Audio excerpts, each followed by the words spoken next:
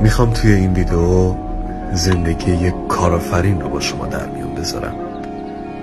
زندگی یک کارآفرین یه زندگی سخته، زندگی کلنجار رفتن، زندگی جنگیدن، زندگی کشیدن و کشیده شدن.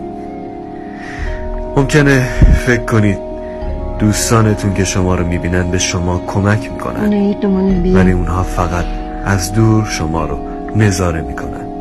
اما این مبارزه شماست و این شما هستی که باید به جنگ ادامه بدی و صبر داشته باشی.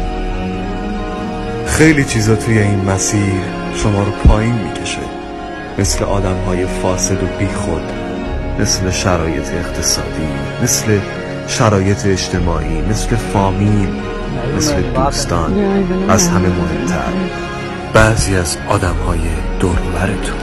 اما میدونی باید چیکار کنی؟ باید خسته نشی و ادامه بدی و بدونی و ببینی اون کسایی که بهشون امید داشتی فقط نگاه میکنن و هیچ کاری نمیکنن. این آدم ها بدون ذره‌ای کمک و دلگرمی شما رو ترک میکنن.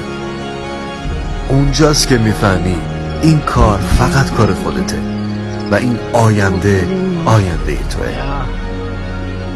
اینجاست که یه تعداد انگشت شمار هستن که در کنارت میمونن و اونها هم کسی جز دوستان وفادارتون نیستن.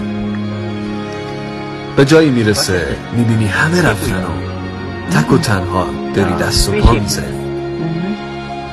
شما ورشکست شدی یا بیزینست خوب کار نمیکنه، اما دیر یا زود شرایط عوض میشه.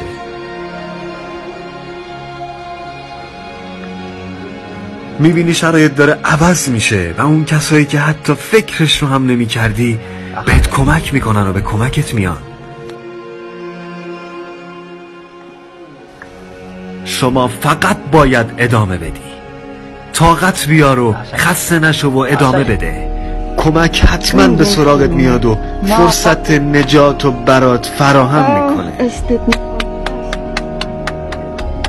به تبریک میگم، موفقیت و پیروزی دیر یا زود از آن توه. فقط خسته نشو، ادامه بده.